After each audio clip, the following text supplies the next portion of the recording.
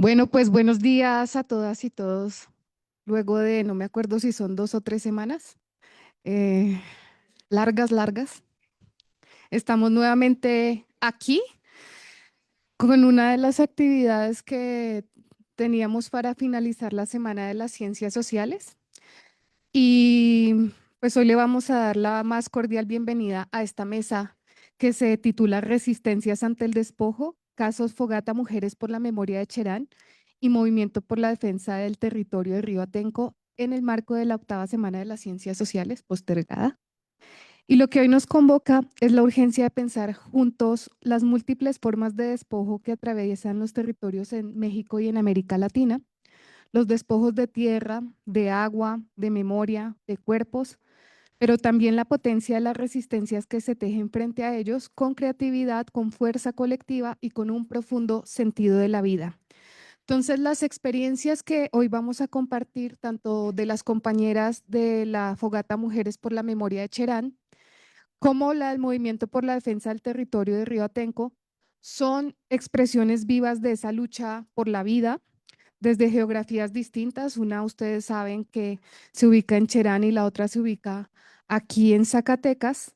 Desde estas geografías, ambas están denunciando los efectos del modelo extractivista y neoextractivista, también patriarcal, que ha convertido los territorios en mercancía y el agua en un recurso privatizable. Pero también lo que nos cuentan estas experiencias y lo que nos van a mostrar, lo que intentan hacer es revelar los caminos de autonomía, de la justicia comunitaria y del cuidado como una práctica política.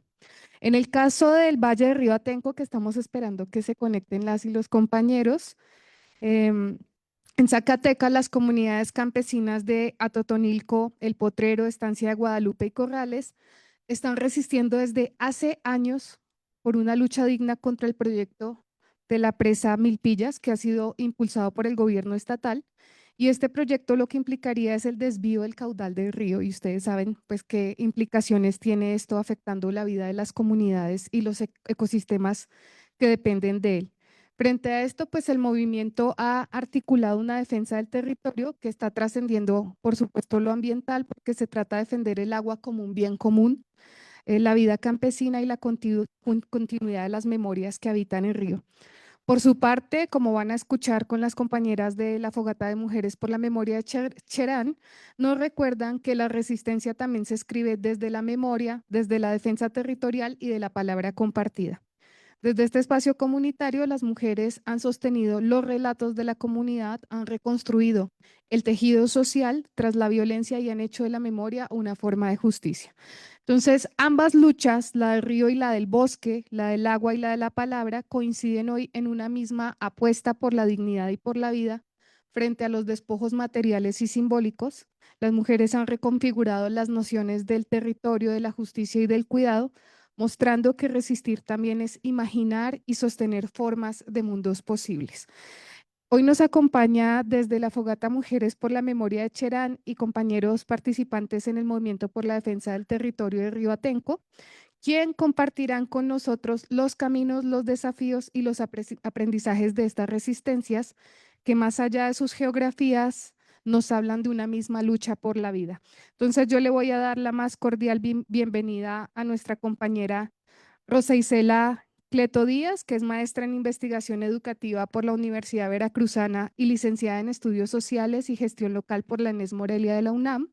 Es activista y docente y su trayectoria se ha tejido en torno a los procesos educativos comunitarios, la autonomía indígena y la defensa del territorio en Michoacán.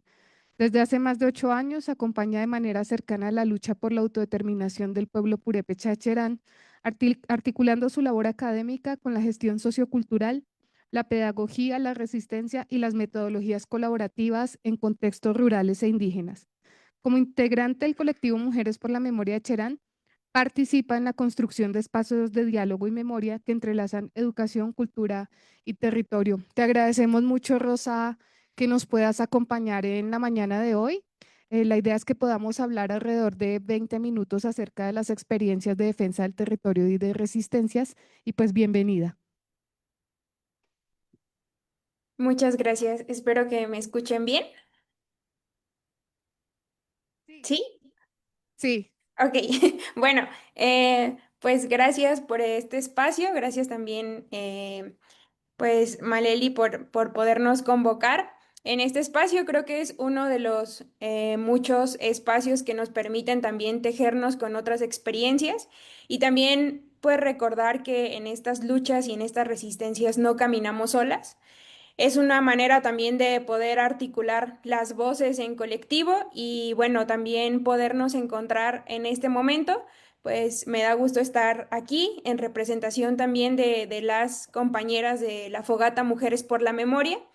Me gustaría justo comenzar pues recordando que quienes somos la fogata, pues asumimos también que este trabajo y este hacer ha sido colectivo y que la voz que logramos compartir pues también tiene una mirada muy fuerte con el territorio y con la defensa no solo de la palabra, sino también de ocupar esos espacios como estos que son académicos para poder compartir las luchas y las resistencias desde cada latitud.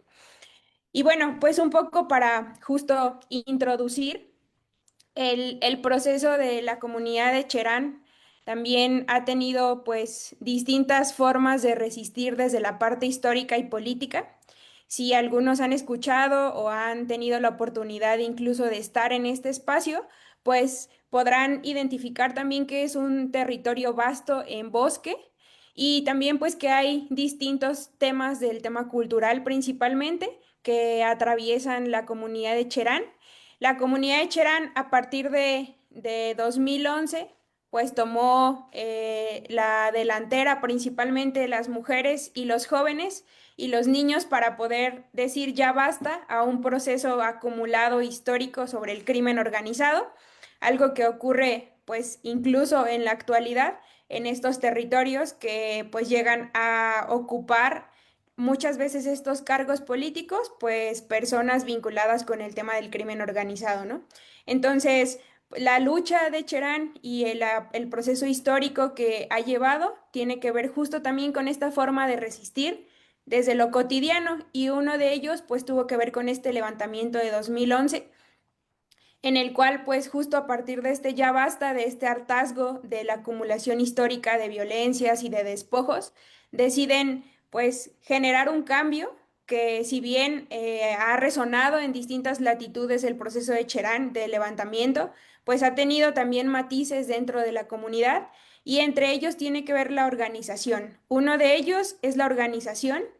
Hace poco también escuchaba a un colega que decía que sin organización no puede haber lucha y tampoco puede haber resistencia. Y Cherán es un ejemplo de que esa organización surge a partir de esa memoria viva, esa memoria que conecta los, los saberes de los abuelos, de los ancestros, de las ancestras, para poder comunicar qué es lo que, cuáles son esas vías o esas formas para resistir desde lo común, desde lo que ya sabían que podía ocurrir. Creo que es importante también porque pues este es una comunidad y un municipio indígena dentro de los 113 que conforman el estado de Michoacán y aproximadamente, según el último censo, tienen 20,000 habitantes. Creo que eso también nos da un panorama un poco más amplio para reconocer que geográficamente pues se encuentran también en un lugar privilegiado, como les comenté, la comunidad de Cherán pues cuenta con bosque, pero también creo que principalmente con una riqueza cultural y una memoria que les ha permitido seguir resistiendo como a estos múltiples despojos y violencias. Algo también importante, ¿no? Para poder contextualizar es que este municipio y este espacio, pues también ha tenido una sobreexplotación de este recurso que es el bosque. Y uno de los lugares en donde tocaron justo, pues, esta situación tiene que ver con el tema de los talamontes. Los talamontes comenzaron justo a talar estos árboles, pero ya no solo era talar los árboles, sino que también querían tomar y entrar por un ojo de agua que es uno de los ojos de agua más importantes para la comunidad. Los talamontes también tenían ya una apropiación, por así decirlo, de la comunidad, en la que pues literal pasaban por enfrente de los espacios cotidianos de la plaza pública y pues también transgredían el espacio de la comunidad de las mujeres, de los hombres, de las personas que iban al campo. Entonces, esta forma también en la que pues los talamontes y el crimen organizado estuvo inmiscuido en la comunidad fue una de tantos motivos por los cuales también se decide levantarse para poder defender el territorio. En un inicio, creo que el tema de las fogatas fue muy importante. Las fogatas vinculadas también con esta extensión personal del fogón, de lo que ocurre dentro de la casa, se volvió algo de lo personal y privado para las mujeres, se volvió en algo colectivo porque salían a las esquinas de cada barrio a poder compartir la palabra, a poder saber qué es lo que estaba ocurriendo, a estar vigilantes para cuidar su territorio. Y este sistema de las fogatas pues ha funcionado a lo largo de estos 14 años también como una forma de encuentro y de resistencia no solo para las mujeres, sino también para que se encuentren los niños, los abuelos. Y creo que en ese mismo tenor nos involucra esta parte de pensar en el espacio de la Fogata Mujeres por la Memoria. Este espacio también surgió a partir de una necesidad de poder comprender qué estaba pasando a partir del levantamiento y poder tener también una claridad de que a raíz del movimiento, pues era necesario también seguir compartiendo y aprendiendo de qué es lo que estaba ocurriendo. No solamente como mujeres, sino también involucrando pues a los adolescentes, a los niños. Y en este mismo sentido, desde 2011, específicamente desde 2012, la Fogata empezó a generar espacios para poder encontrarse, para poder debatir sobre el tema de la memoria, sobre el tema del papel de las mujeres. Y fue muy importante porque este espacio pues hizo también que las juventudes estuvieran presentes dentro de la comunidad. Ha sido también una forma de encuentro y de la posibilidad de poder entender un poco más el movimiento desde lo comunitario, desde dentro. Creo que lo que ocurre muchas veces cuando se habla incluso de resistencias es que a veces se intenta definir estas resistencias desde afuera. ¿Cómo resisten las comunidades? ¿Cómo resisten las mujeres? ¿Cómo resisten los jóvenes? Y pues la realidad es que este ejercicio, incluso pedagógico y reflexivo, ha estado ocurriendo en la comunidad de Cherán a partir de la Fogata Mujeres por la Memoria.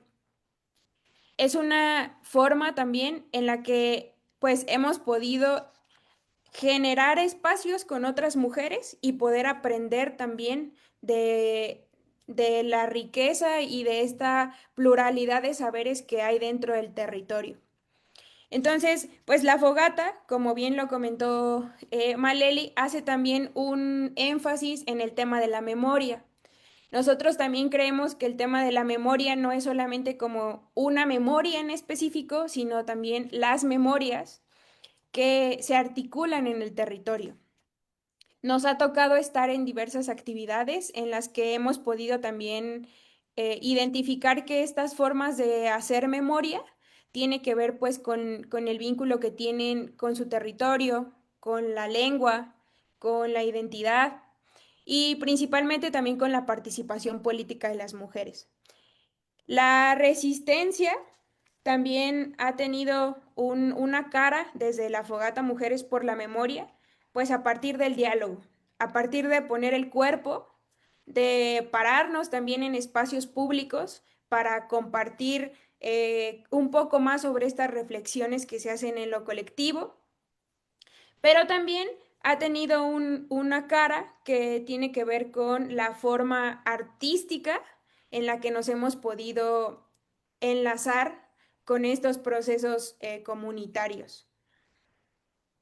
Una de ellas, pues también tiene que ver con el trabajo que hemos hecho a lo largo de estos 14 años también vinculado con este hacer y tiene que ver pues con esta vinculación con algunas escuelas, con el tema también de las infancias. Se crearon en 2018 un concurso de relatos sobre el movimiento. Y a partir de este concurso de relatos, lo que pudimos identificar, pues es también estas múltiples voces que hay de los jóvenes, de los niños, de los adolescentes, de los adultos, de mujeres que vivieron el movimiento y incluso, bueno, figuró en un libro que se llama El corazón ardiente de Cherán, en el que pueden encontrar exactamente esos relatos en torno al movimiento desde la visión o desde la mirada de los niños y de las personas que estuvieron en el movimiento. Pero no solo eso, sino que logramos identificar la manera en que esa memoria se ha ido contando, se ha ido también transmitiendo de generación en generación. Creo que un parteaguas importante para la fogata, pues también tiene que ver con la manera en la que seguimos transmitiendo el movimiento, la lucha y la resistencia. Las compañeras que también están por aquí, quizá también de estos otros, de estas otras luchas, pues podremos quizá coincidir en que es importante seguir nutriendo y alimentando esa memoria de resistencia a las nuevas generaciones.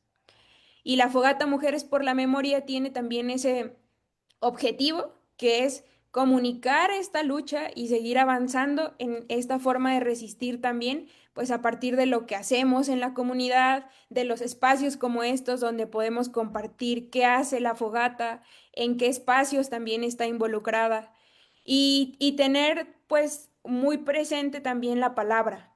La palabra para nosotros también ha sido una forma de resistencia que nos ha dado una voz colectiva y lo hablamos y ha sido también parte de nuestras reflexiones.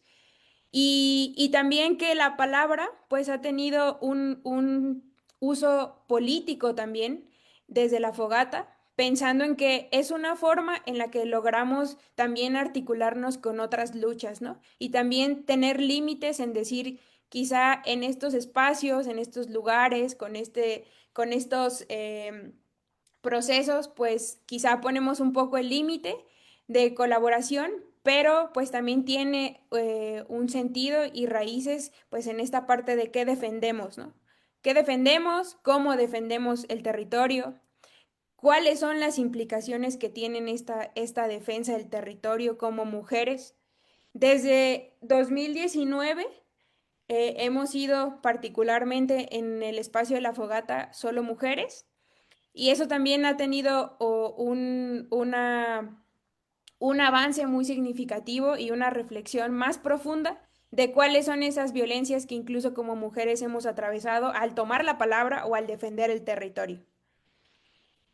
Creemos también, junto con esto, que las actividades que se hacen en comunidad tienen que ser pensadas para la comunidad y que tengan esa finalidad, ¿no? Que puedan comunicarse, que sean entendibles también desde estos espacios.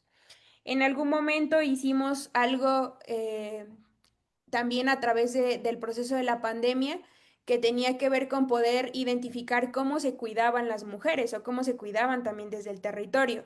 Y de ahí salieron también algunas producciones radiofónicas que se estuvieron compartiendo en la radio comunitaria de Cherán. También hemos trabajado con algo que en algún momento nombramos, pues fue esta pregunta, ¿no? De a qué mujer de la comunidad admiras. Este ejercicio se hizo en lo público, en un espacio público también, pero también se realizó de manera virtual por las redes sociales, utilizando como estos canales. Y de ahí se crearon algunas producciones visuales que permitían pues reconocer cuáles eran esas mujeres que admiraban y por qué admiraban, ¿no? Eso nos dio también una pauta muy importante para recordarnos que justo no estábamos solas, que hay muchas mujeres que logramos vernos dentro de estos espacios y que hubo también una precisión ahí que era poder pues generar, de ahí salió una exposición también fotográfica que se compartió en la plaza pública de la comunidad y que también, como cada año, en cada aniversario, el 15 de abril, se celebra justo el aniversario del movimiento y este también fue un espacio para poder pues seguir movilizando esta memoria, ¿no? Utilizamos también esta memoria entendida también como esta parte visual, estas fotografías que también comunican esta lucha y esta resistencia de las mujeres dentro de la comunidad y vinculada también con el tema de la defensa del territorio. Entonces, bueno, han sido un poco de esto que les puedo contar, ¿no? Han sido distintas estrategias que nos han permitido también sumarnos a las actividades que ya tiene la comunidad, nosotras generar otras nuevas dentro de la comunidad. Entre ellas también, por ejemplo, están algunas creaciones de murales colectivos, en espacios públicos claramente de la comunidad, en el que se hace toda una gestión para poder identificar también en qué espacio se puede realizar el mural, quiénes colaboran, qué es lo que queremos comunicar. Recientemente también tuvimos una colaboración con unas compañeras del Kurdistán en la que se generó un mural con en Cherán, con una imagen de una mujer en resistencia, en esta defensa, en contraposición en ese mismo con una imagen también de una mujer de Cherán, ¿no? Entonces, creo que nuestra intención también como Fogata es poder comunicar esta lucha y esta resistencia y esta defensa del territorio y de la palabra a través de estos murales o de estos espacios comunes de encuentro para poder seguir pues resistiendo, ¿no? Creo que nosotros tenemos claro que esta forma de cómo nos observan también dentro de la comunidad, pues ayuda también a comunicar la lucha. Entonces, el tema de los murales, estas producciones radiofónicas, incluso pues van a encontrar también algunas producciones de textos colectivos que hemos podido escribir para poder seguir comunicando lo que defendemos y lo que creemos también dentro del territorio.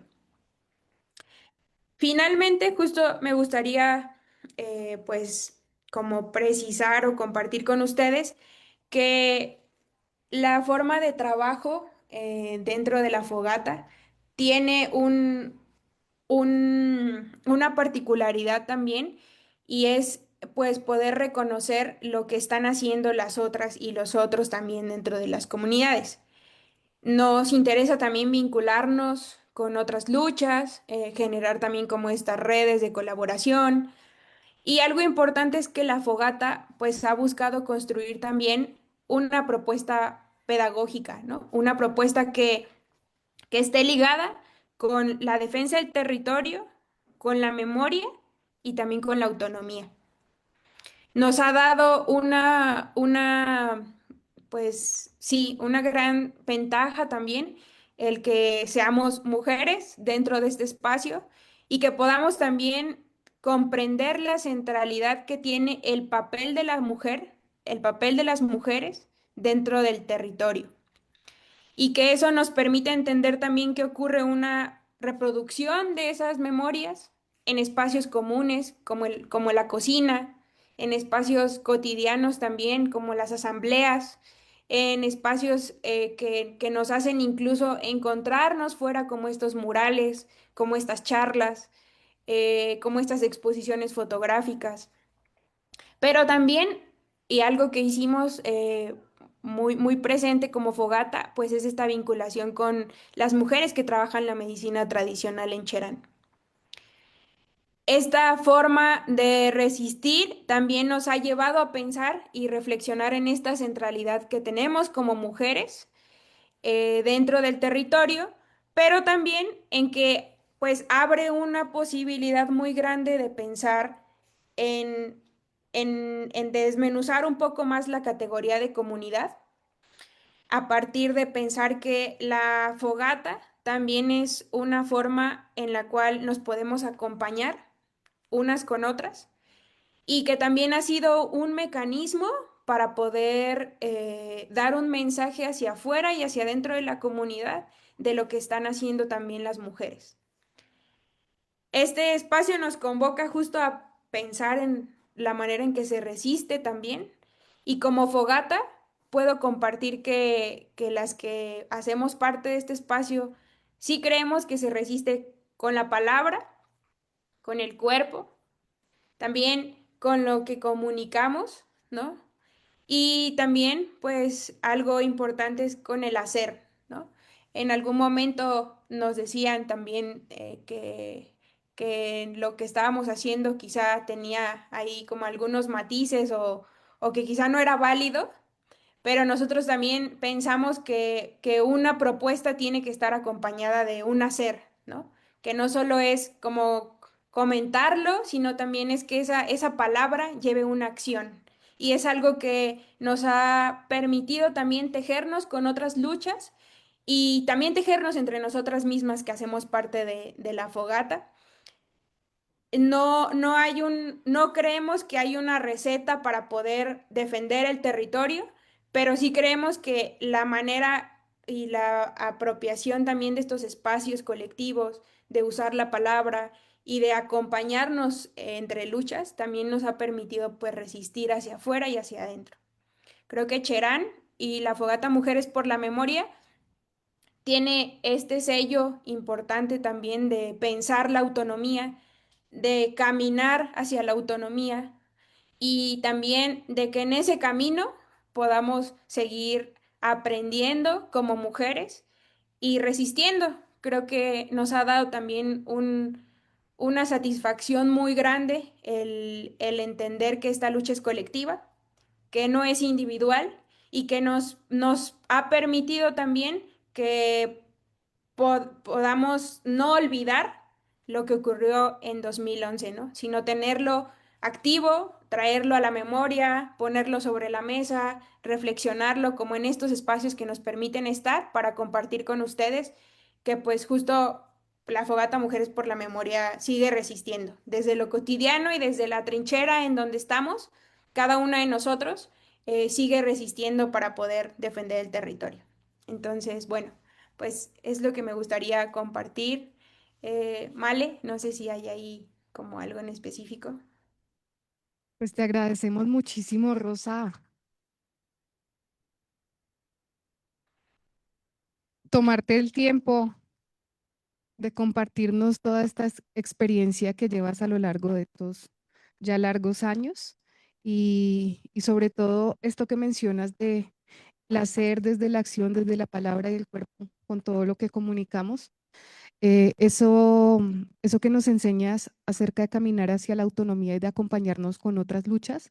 Y justamente para hablar de otras luchas que ya habíamos mencionado al inicio de esta mesa, nos acompaña la doctora Grecia Eugenia Rodríguez Navarro, que es investigadora social con una destacada trayectoria internacional en la defensa de los derechos humanos y la incidencia socioambiental. Es doctora en desarrollo rural por la Universidad Autónoma Metropolitana de Xochimilco. Ha realizado estancias de investigación en el CIDES UNSA Bolivia, el ICTA de la Universidad Autónoma de Barcelona y la Universidad de las Islas Baleares. Su trabajo, respaldado por organizaciones como Frontline Defenders, la vincula a redes como la Red Nacional de Defensoras de Derechos Humanos y la Red Mexicana de Afectadas y Afectados por la Minería. Desde 2016 lidera el Observatorio de Conflictos Mineros de Zacatecas, referente en el acompañamiento a comunidades campesinas en la defensa de sus territorios frente a proyectos extractivos. Su producción académica y activismo se centran en los conflictos socioambientales y el papel de las mujeres en la defensa del territorio, consolidando una presencia reconocida en foros internacionales y articulando la investigación-acción con respuestas concretas ante la crisis hídrica y la protección de los territorios comunitarios. Muchas gracias, Grecia, por estar esta mañana con nosotros. Eh, Adelante y que nos puedas compartir acerca de esta experiencia, de esta lucha en Zacatecas. Muy bien, pues muchísimas gracias. Antes que nada, queremos agradecer a la Unidad Académica de Ciencias Políticas porque pues siempre ha estado apoyándonos en esta difícil lucha que, como saben, pues tenemos alrededor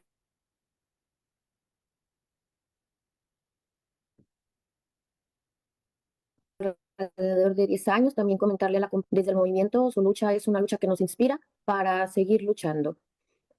¿Me escuchan? Sí, sí, te escuchamos, Grecia. Muy bien. Muy bien. Bueno, antes, como bien lo comentabas, desde el 2016 fundamos el Observatorio de Conflictos Mineros de Zacatecas, lo cual considero que ha sido una lucha, ¿verdad? Considerando el contexto zacatecano, pues que también todavía hay diferencias de género, incluso en la academia.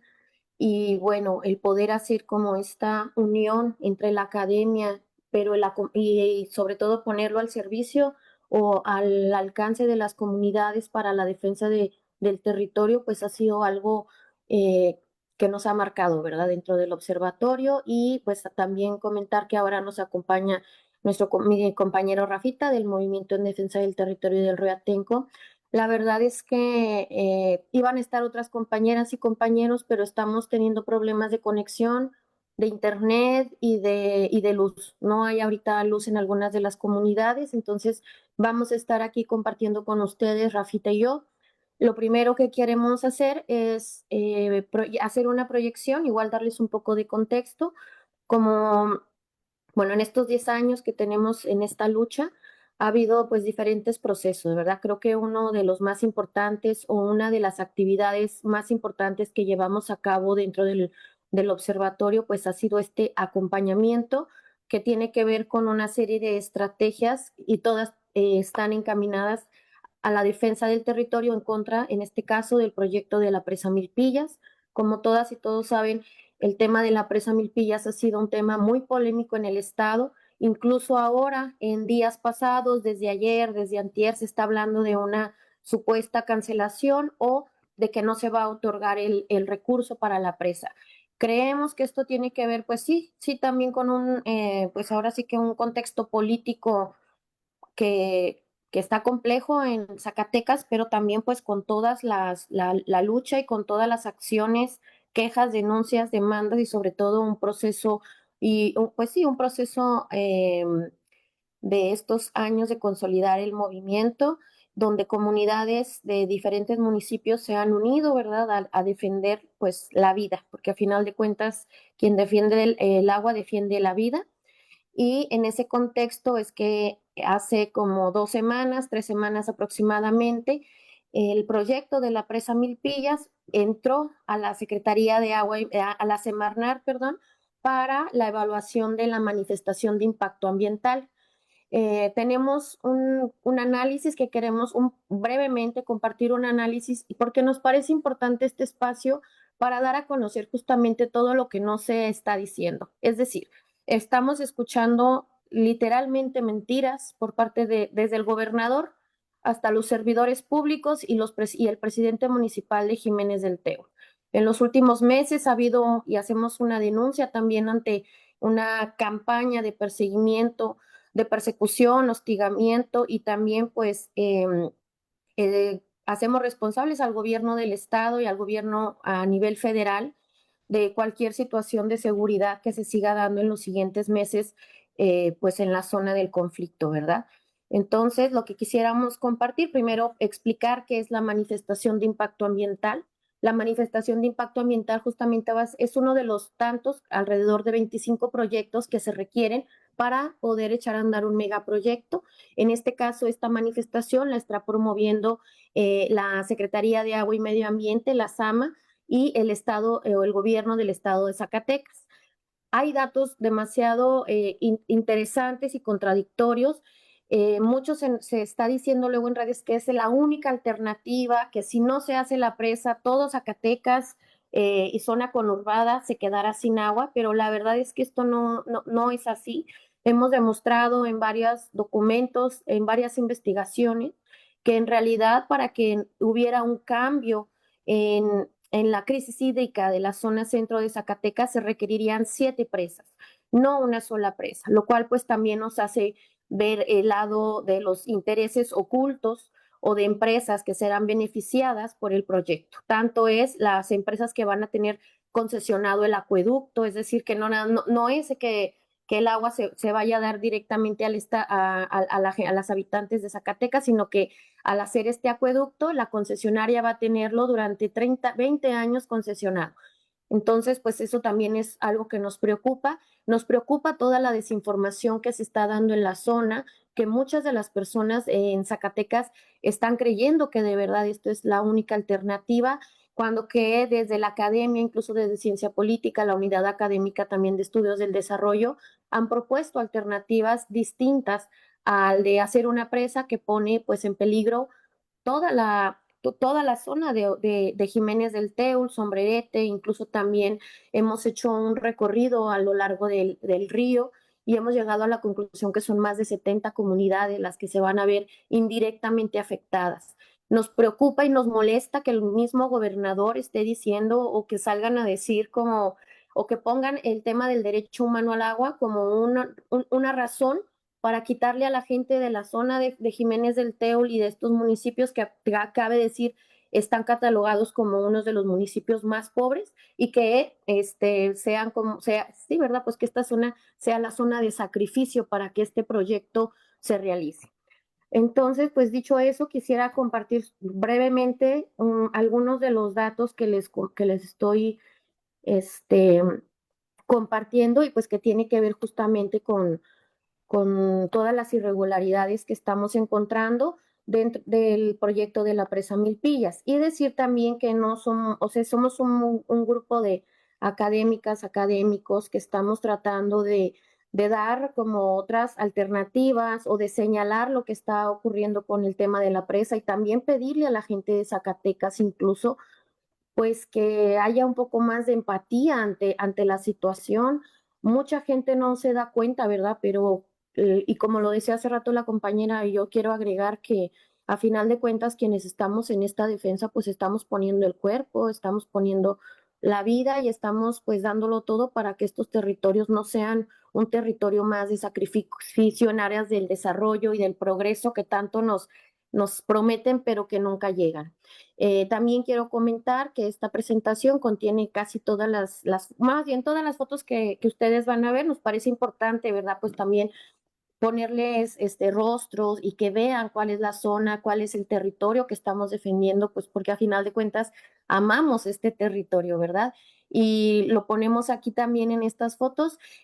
Casi todas las fotos son de nuestro compañero y amigo y compañero de lucha, Vladimir, que está, que ha pues documentado, ¿no? No solamente la marcha, sino toda una serie de Adolfo Vladimir, que está acompañándonos también en el observatorio. Entonces, lo que queremos hacer primero es exponer esta manifestación de impacto ambiental como con un análisis hecho desde los derechos humanos, el cambio climático y la justicia ambiental.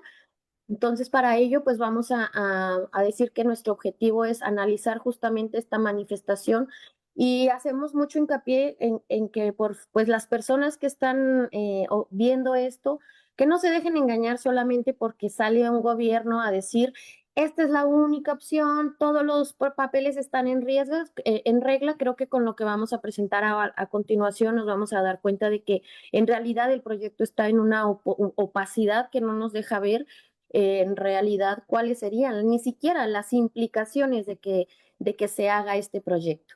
Desde los derechos humanos lo estamos enfocando, le damos un enfoque también del derecho humano al agua, al medio ambiente sano y a la participación pública.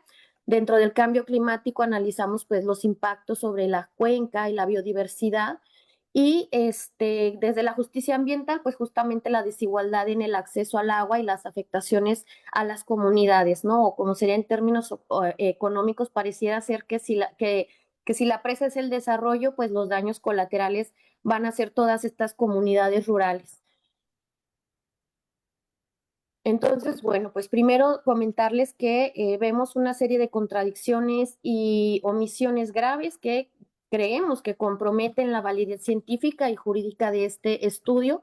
Primero que nada, queremos comentar que es muy increíble ver cómo el proyecto empezó en el 2015 con aproximadamente 3,000 millones de pesos, no, 1,800 millones, y al cabo de estos casi 10 años en los que se ha dado la lucha y los ejidos no han permitido que entre a sus territorios, pues se ha exponenciado a casi, bueno, a 9,000 millones de pesos, ¿verdad? Lo cual también nos parece exorbitante considerando que el presupuesto o más bien que el proyecto es casi el mismo. No hay en realidad cambios bueno, más bien no solo cambios, sino algún nuevo estudio que se haya hecho en esta nueva manifestación de impacto ambiental. Lo que quiero decir es que la misma manifestación de impacto ambiental que se le aprobó al gobierno en el 2015 para realizar la presa es la misma que vuelven a meter para realizar la presa ahora en el 2025, lo cual también nos preocupa mucho, ¿no? A nivel técnico, a nivel ambiental y a nivel socioambiental. Entonces hay una inconsistencia en la superficie afectada. En algunas partes del documento se dice que van a ser 200 hectáreas, en otras 3,000, que digan otras 300. También tenemos datos contradictorios sobre la longitud del acueducto, no se especifica exactamente, o en algunos lugares se dice que va a ser ciertos kilómetros y en otra otro. Entonces, uno de los datos también técnicos que nos está preocupando mucho tiene que ver con el caudal del río, porque ni siquiera hay un estudio medio que nos indique cuál es el flujo medio del río durante todo el año. Y por último, pues que hay una ausencia de análisis de estos impactos acumulativos y también de los impactos socioambientales que va a traer consigo la presa Milpillas.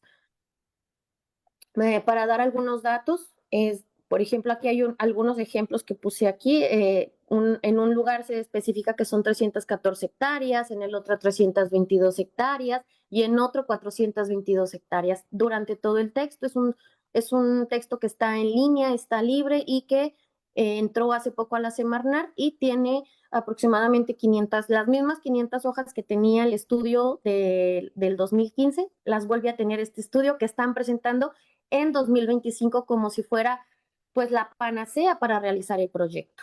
También hay inconsistencias en el tema del acueducto, en la capacidad del vaso de la presa, por ejemplo, en el tema del caudal del caudal o de cuánto va a ser lo que se va a estar transportando por este acueducto. Pues hay estos datos engañosos, ¿no? Que parece que es lo mismo, pero cuando lo vuelves a leer dices, entonces, ¿cuánto va a ser? Porque no dice 1.30 metros cúbicos de agua, en otra 1.300 y así, ¿no? Entonces, esto, como conclusión de esto, podemos sacar que hay una falta de certeza científica y técnica sobre el proyecto. Por otra parte, en cuanto al tema de la hidrología, pues hay también puntos claves a destacar, ¿no? Entre ellos, pues que los mismos datos hidrológicos que usaron en el 2015 los vuelven a utilizar, es decir, que no hay una actualización. Se habla de una cuenca efímera, esto quiere decir que no es una cuenca más bien que es una cuenca que va a depender conforme a las lluvias. Y tampoco hay un análisis de esto, hace falta un análisis sobre el caudal ecológico y tampoco considera las concesiones existentes. Es decir, son una serie de inconsistencias que tiene que ver pues más que nada con cómo es que el gobierno del estado está queriendo imponer un proyecto que ni siquiera saben si va o no a funcionar. También lo cual nos hace ver que pues es un proyecto que sin duda está plagado de corrupción, como ya se ha demostrado en años pasados. En el 2019 el mismo proyecto, el mismo gobierno del estado, no, en el 2018 el mismo gobierno del estado fue señalado por la función pública porque ni siquiera, o más bien porque se gastaron más de 100 millones de pesos en el tema de la presa y nunca se supo dónde quedar, ¿no? Entonces, bueno, decir que sin información hídrica actualizada no se puede pues actualizar o garantizar una gestión integral de la cuenca, lo cual nos hace pensar que esto también pudiera ser un elefante blanco, ¿no? En donde al final van a ser una mega obra o va a quedar a medias y al final de cuentas quienes van a pagar las consecuencias pues va a ser la gente que vive en esta zona. En cuanto al tema de la biodiversidad y del suelo, pues también hay otros datos que nos preocupan, entre ellos que la información sobre biodiversidad y a la que refiere la manifestación de impacto ambiental es una fuente de 1990.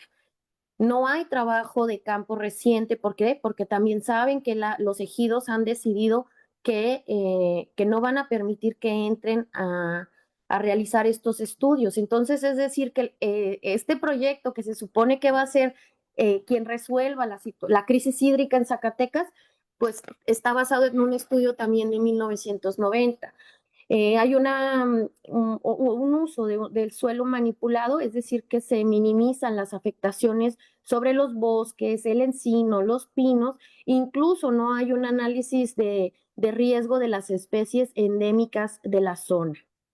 Por otra parte, en cuanto a la insuficiencia climática y los impactos socioambientales, pues solo se consideran tres estaciones meteorológicas, lo cual tampoco entendemos, y una de ellas ni siquiera está actualizada, es decir, también tiene información de hace muchísimo tiempo que ni siquiera es o puede ser medible o puede ser la base o el antecedente de este estudio y de este proyecto en la actualidad. Entonces no hay proyecciones tampoco del cambio climático ni una variabilidad interanual, es decir, como si del 2015 a la actualidad no hubiera ninguna variación climática que pueda alterar los resultados que se esperan de la presa, ¿no? Entonces es una base de datos insuficiente y estos modelos hidrológicos que manifiestan en el documento pues son poco confiables.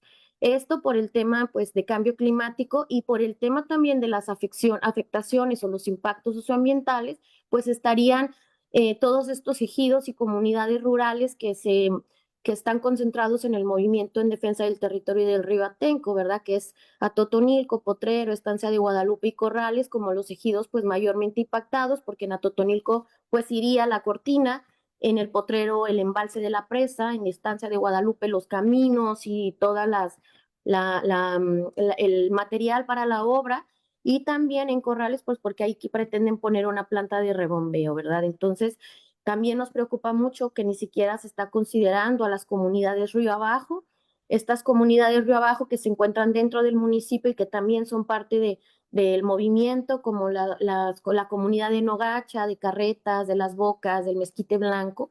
Todas estas comunidades van a tener los impactos, pero no están siendo o no están, bueno, ni tomadas en cuenta, y ni siquiera se está considerando que todas estas comunidades que son de las más marginadas del estado y del estado de Zacatecas viven del río también. Entonces, pues son grandes riesgos los que se enfrentan, tanto de desplazamiento como de pérdida de la tierra, despojo hídrico. Y bueno, el movimiento justo lo que está haciendo es tratando de que todo esto no ocurra, ¿verdad? Pero hay también, ¿por qué no decirlo?, un desgaste ya emocional, físico, ante toda, pues, la ola pues, ¿por qué no decirlo como tal, de persecución que se ha tenido por parte del gobierno del estado y del gobierno municipal de Jiménez del Teul? Y pues yo diría incluso del gobierno federal en manos de la Procuraduría Agraria de Zacatecas. Hemos interpuesto una serie de quejas, denuncias y demandas en los últimos meses por diferentes incidentes, y pues a la fecha no tenemos ninguna resolución. También estamos haciendo un llamado al mecanismo de protección para personas defensoras, para periodistas y personas defensoras, para que se pueda atender nuestra solicitud, para que varias compañeras y compañeros ingresen también al mecanismo de protección debido a la situación, ¿verdad?, que se está viviendo de mucha presión y de mucho estrés por todo el proyecto de la presa. Y bueno, esto nada más es para decir algunas razones técnicas, científicas y de derechos humanos de por qué el proyecto es inviable. Primero decir, por lo que he comentado, hay una incertidumbre técnica y jurídica, además de que los impactos en los ecosistemas forestales no están medidos, no son cuantificables. Esto de las microcuencas y que no haya en realidad una certeza de cuál va a ser el agua o el flujo constante, pues es otro atenuante para oponerse a este tipo de proyectos. La ausencia también de estudios actualizados, no podemos creer que este proyecto literalmente solo literalmente lo imprimieron y lo volvieron a meter, ¿verdad? 10 años después de que se hiciera la manifestación del 2015. Además, y luego todavía salen y se atreven a decir que el proyecto está actualizado, que lo hicieron los mejores técnicos de la universidad, del gobierno, y la verdad es que no es cierto. Y lo que queremos como decir con esta información es que la información está ahí libre y abierta, accesible para todas las personas que nos están viendo, para quien tenga dudas, revisen el documento, revisen la manifestación de impacto ambiental de la presa Milpillas, así si lo googlean, ahí les va a aparecer, y pues se darán cuenta que todo esto pues de verdad que es un proyecto que pone en riesgo toda y lo bueno, creo que algo que también a nosotros nos cuestionamos, ¿verdad? Justamente qué opinan las personas de Zacatecas, qué opina la gente que vive en Zacatecas, que ya tiene el problema de la crisis hídrica en sus hogares, que tal vez les llega una o dos veces por semana el agua, y pues decirles que no se crea que la presa va a ser una solución. más bien que cuestionemos el por qué estamos viviendo esta situación, cuál es el papel de la minería en el Estado, del Grupo Modelo en el Estado, de la PepsiCo y de todas las envasadoras, de los grandes propietarios o de tierra que están sembrando la cebada en la corona. Es decir, hay como una situación grave, pero también creemos que no podemos y no se debe de anteponer el derecho humano al agua de una comunidad, de un estado por el hecho de ser la capital y sobreponer eso o anteponerlo ante los derechos humanos, el derecho humano al agua que tienen las demás comunidades, ¿no? Entonces, bueno, esto también va a traer una afectación a las comunidades locales, porque incluso aunque el gobierno salga a decir que no va a haber ninguna afectación, que hay negociaciones, etcétera, la realidad es que el mismo proyecto, la misma mía, la misma manifestación, en diversos apartados lo dice. Incluso dice, puede que haya como problemas con las localidades cercanas, ¿no? Y bueno, pues este riesgo a la sobreexplotación regional, es decir, eh, también hemos escuchado que incluso la Conagua se ha atrevido a decir que el hecho de que no haya, no, que el agua se está desperdiciando. Dicen, es que el agua de ese río se está desperdiciando, pues decir que los ríos no se desperdician, porque son ecosistemas, ¿no? Dentro de una cuenca y cada uno de estos ríos tiene una función, es decir, ¿no? Y también decirles que el hecho de que quieran, bueno, de las promesas que se está haciendo en la zona es que les van a poner agua en la llave para que ya no tengan que salir al río a tomar, a llevar agua, sino que les van a poner el agua entubada. Pues que también esto es una gran mentira, ¿verdad? Y que estamos viendo más allá de que si hay o no hay agua en el grifo, más bien aquí lo que no se está respetando es una forma de vida que tiene que ver con una forma de vida campesina, rural, agraria, que muchas veces y que para la mayoría de las y los que están en la zona, pues es para el autoconsumo. Entonces creo que no es justo y no hay justicia socioambiental y de que el gobierno federal, encabezado por la presidenta, haya incluido un proyecto que nosotros considerábamos que ya estaba demostrado con López Obrador cuando él no dio el dinero para que se hiciera la presa, ¿verdad? Y entonces ahora que se retome un proyecto que desde la otra administración se demostró que era inviable y que ahora se retome y que se ponga como la gran solución, y no solamente esto, sino que se enmarque en el proyecto, más bien en el Plan Nacional Hídrico de Claudia Sheinbaum, ¿verdad?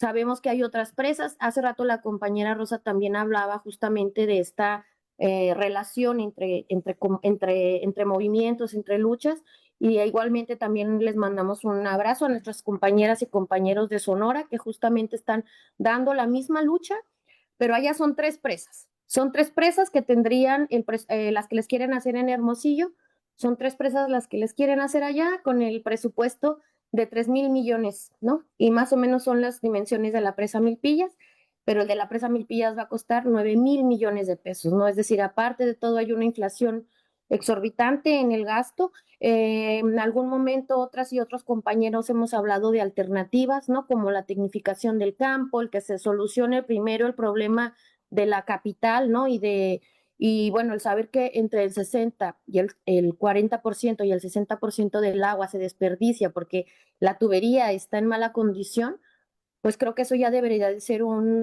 pues sí, ya debería de indicarnos algo, ¿no? Que no tiene que ver solamente con que la presa sea la solución, sino que hay algo más de fondo.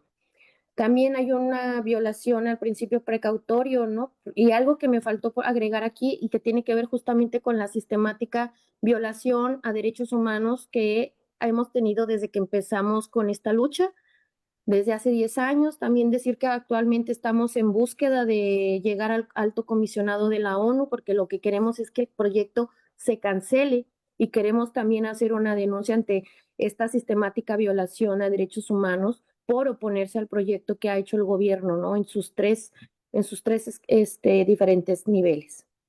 Y bueno, pues nada más por mencionar algunos fundamentos jurídicos.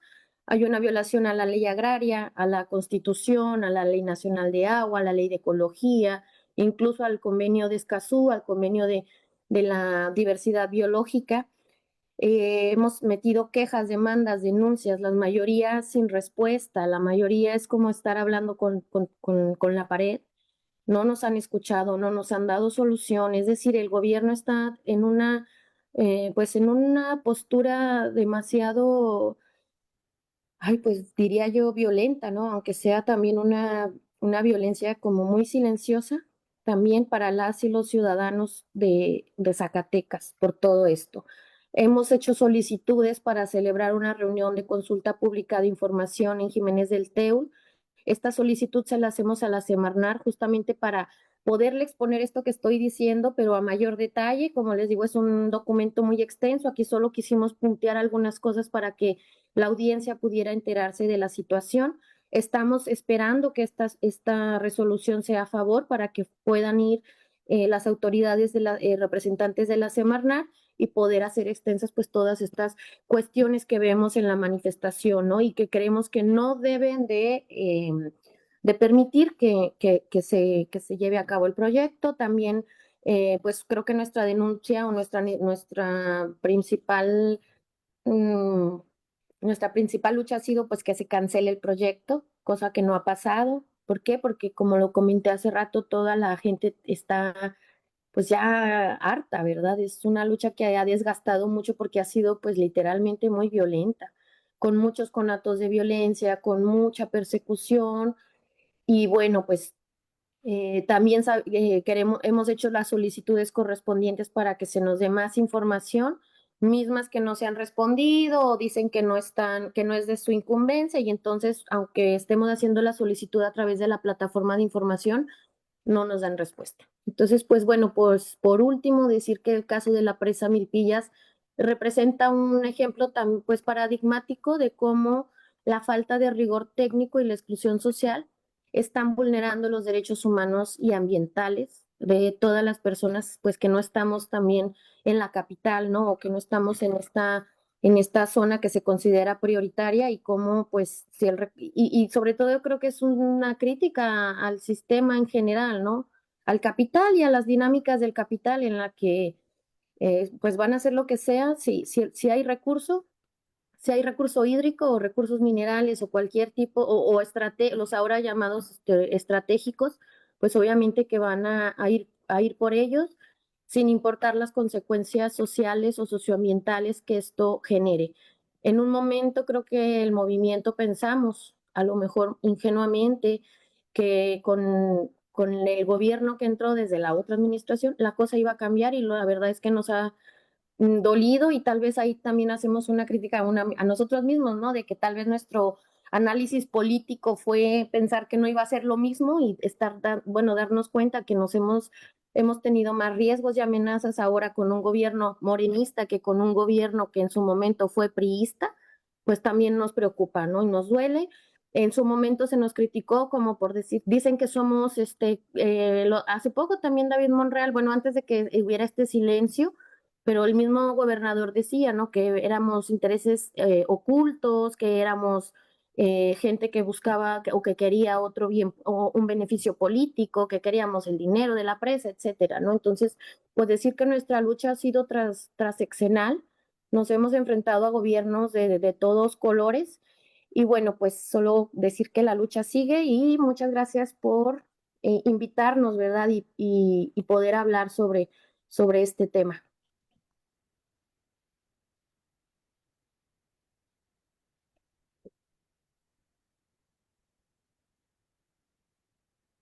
Grecia, muchas gracias y le vamos a dar paso al compañero Rafael Castro, que es pequeño productor y habitante de la cabecera municipal de Jiménez de Teúl.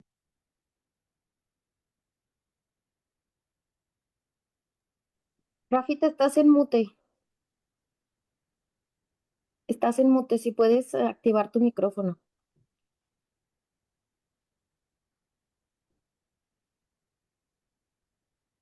No.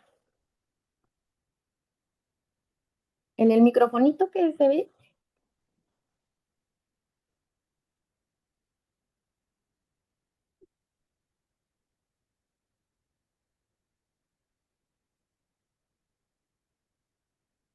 Bueno, esperamos Ay, que se conecte. Y ok. mientras tanto, si les parece bien, pues vamos dando paso a algunas preguntas que hay aquí entre el público a propósito de esta mesa de defensa del territorio y resistencia. Y con lo que mencionas, Grecia, que a veces hay bastante desconocimiento frente a los procesos de resistencia y falta de empatía. Ah, bueno, aquí ya volvió Rafa. Si activas tu micrófono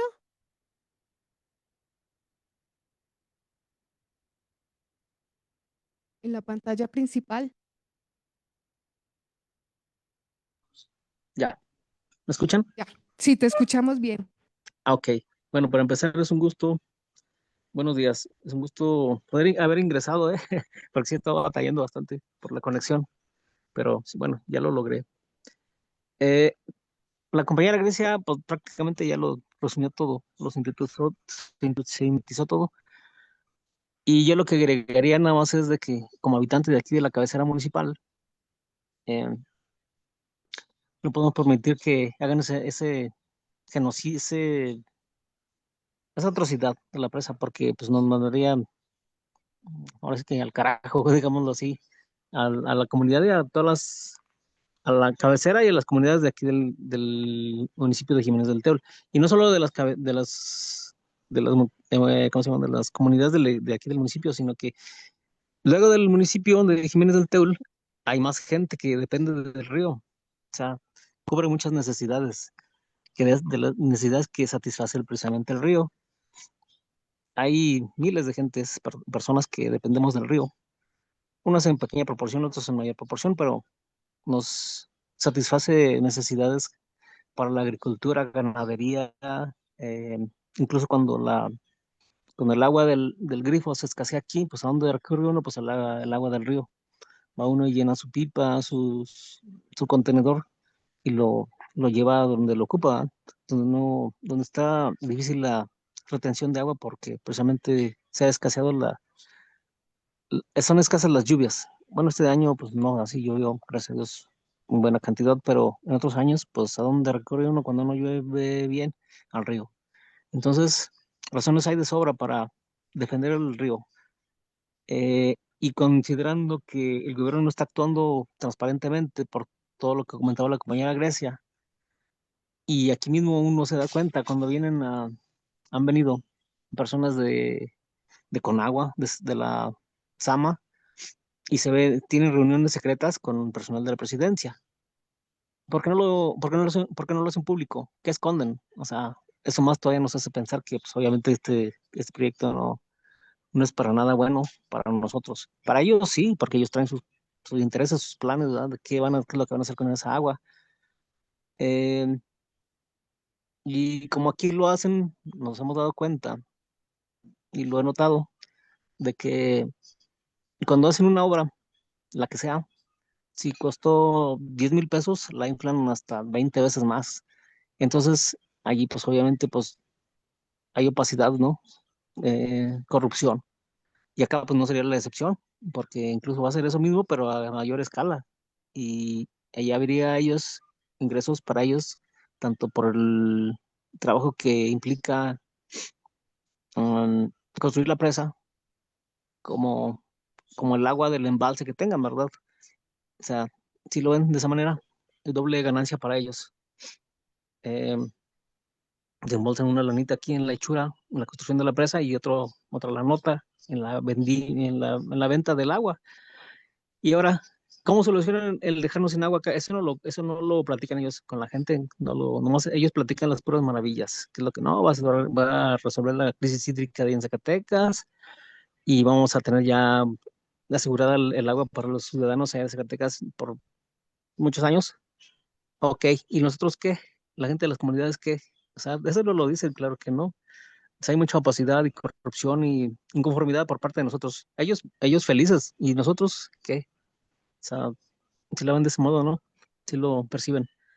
Em,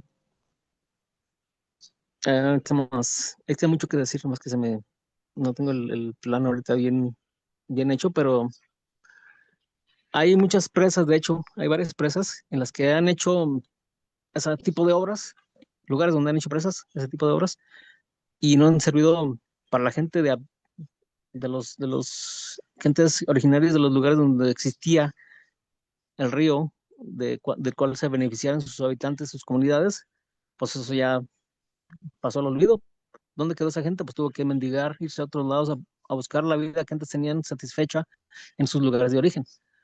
Entonces eso mismo ocurría aquí, esto no sería la excepción aquí en Jiménez del Teol, sino que pasaría lo mismo. Entonces ya conociendo eso que ha sucedido en varios lugares, entonces de sobra, tenemos razones de sobra tenemos para seguir defendiendo el río. Y aquí la idea es que más gente sepamos de eso, porque no toda la gente varias gente se cree en las mentiras del gobierno. Y aquí lo difícil que yo veo es seguir concientizando a la población y decirles que lo que promete el gobierno pues no es para nada bueno. O sea, nos llevaría a la ruina aquí en Jiménez del Teul. Y sucedería lo mismo que ya sucede en otras comunidades, en otros lugares donde hayan existido, donde han construido presas. ¿Qué pasa? Pues desplazamiento forzado, eh, se convierte en pueblos fantasmas, ya quedaría una que otra persona viviendo allí, pero en el lugar, pero pues ya sin agua, entonces no aguantaría por mucho tiempo estar viviendo en esos lugares. Entonces empezarían a desaparecer las escuelas, otras instituciones. ¿Por qué? Porque ya sin agua, pues se acaba todo, el agua es la vida, y ustedes lo saben. Entonces, razones hay de sobra para no aceptar ese proyecto de muerte, pues viene siendo eso, muerte que generaría y luego destrucción del ecosistema, contaminación aparte, porque destruye el sistema y luego las máquinas pues, también contaminan el ambiente, el agua, en este caso todo el entorno, pues la biodiversidad también sería destruida. De todos lados, por el lado que ustedes lo quieran ver, pues sería algo que muy nocivo. Mm, pues, qué más les puedo decir? Ya está resumido todo, la compañera Grecia ya lo platicó de antemano todo, y existen evidencias de, de, de sobornos, sí, puede decir sobornos o ofrecimiento de dinero a la gente para que la acepte, se presa. Entonces, si andan actuando opacamente, pues quiere decir que no es algo bueno. Entonces, de ella se echaron la soga al cuello.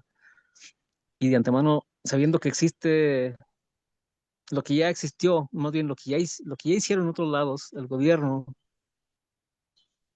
y lo que ya sucedió lo que ya hicieron con la gente, ¿qué es lo que hizo la gente? Pues vagar, o sea, mendigar, pocas palabras, ir a buscar la vida que antes aquí tenían en sus lugares de origen, de natales. Entonces, no, por donde quiera que la vean, no, no es bienvenido Rafita, ese proyecto. a mí igual Sí, me gustaría preguntarte para que la gente escuche, pues, ¿tú qué le dirías, no? A la gente de Zacatecas que igual luego no está bien enterada de todo lo que está pasando, de cómo, pues, cómo se ha puesto las cosas en la zona, de todo lo que ustedes han tenido que estar resistiendo, ¿verdad? En contra de un gobierno opresor. sí, claro que sí, se me está pasando eso. Eh, aquí ha habido amenazas, claro que sí, amenazas con hostigamiento, con personas que ellos detectan clave. Bueno, de aquí no hay personas, no hay líder así como que específicamente uno o dos, no, sino que todos aquí somos eh, participantes en esto, ¿ah? En la defensa del río. Pero sí ha habido hostigamiento con ciertas personas que ellos detectan, sí las han hostigado al grado de que esas personas viven una zozobra que pues es inquietante, ¿no? Con incertidumbre, por su seguridad y de su familia y ellos, el gobierno al actuar de esa manera, o sea, no se espera algo bueno. Entonces, esa zozobra pues preocupa a todos y cada uno de las personas que conformamos el movimiento en defensa del río Atenco, del territorio del río Atenco. Ahora, las personas de Zacatecas creen que esa va a ser la solución. Pues no va a ser la solución porque ellos ya traen sus planes. El gobierno ya trae sus planes. Hay mucho en los que ellos en los cuales ellos van a usar el agua. Como ya lo mencionaba la compañera Grecia, ellos tienen sus prioridades para sus bolsillos propios, no para los beneficios del agua, que quieren resolver el problema hídrico de las personas allá en Zacatecas, o el corredor Fresnillo, Guadalupe, Zacatecas. No, ahí no les importa eso. A ellos les importa sus bolsillos. Y hay mucho en los que ellos pueden usar el agua, claro que sí. Los riegos, grandes riegos, grandes zonas de cultivo, allá en varios lugares de Zacatecas, del estado, pues allá junto a la capital. Calera, en Río Florido, hay muchos lugares donde. Incluso hay concesiones fuera de, fuera de control.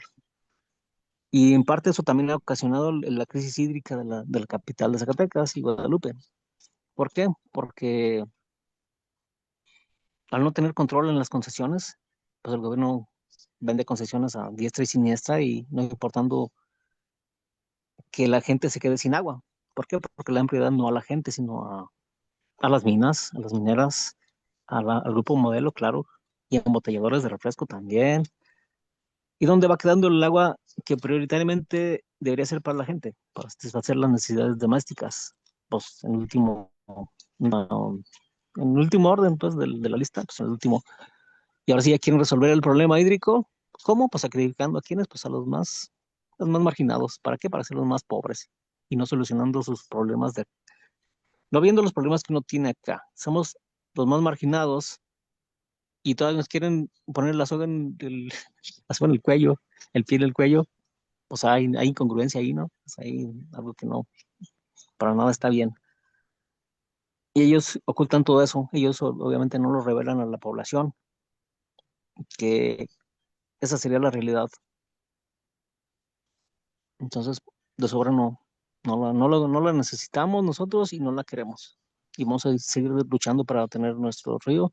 Si no nos ayudan, bueno, pues que no nos maten. Si no nos ayudan, pues que no nos sacrifiquen. Eso es lo que yo les puedo decir por lo pronto, que es lo que se me ocurre. Pero hay más cosas que se le puede añadir a esta plática para que la gente de Zacatecas pudiera estar convencida de que son mentiras lo que les dice el gobierno. No les solucionaría el problema hídrico de Zacatecas. La tubería también yo he estado en Zacatecas, he vivido algún tiempo y también me he dado cuenta que frecuentemente había fugas de agua, tapaban algunas calles, ¿por qué? Porque estaban corrigiendo las fugas y eso se veía frecuente, o sea, no era de un momento, esporádicamente no, o sea, era frecuente. ¿Qué quiere decir? Que la tubería está podrida, también tiene que tener control en eso, tiene que renovar la tubería, tiene que dar mantenimiento a la tubería, toda la red de Igual también, distribución. si les pudieras comentar un poquito, muchos se ha dicho que los terrenos ya han sido vendidos, que la gente ya aceptó el Ah, proyecto. Si pudieras comentar algo de eso. claro, también eso de eso platica mucho el gobierno, que ya faltan unas cuantas personas a las cuales están ellos negociando y están dialogando. Pues no, eso no es verdad. Sí hay algunas que otras personas que han amañadamente el gobierno convencido a la gente de vender su derecho de elegido, pero no son unas pocas personas. En realidad, si lo, si lo dijéramos en un porcentaje, tal vez un 2%, un 3%. O sea, algo irrisorio. O sea, eso no puede ser así. Eso no es verdad. No les crean esas mentiras tampoco. Es mientes por todos lados. Mm, no sé qué otra cosa pudiera agregar, pero pues por el lado que lo quieran ver. O más bien ustedes, si quieren preguntar algo en específico, también pueden hacerlo, claro que sí.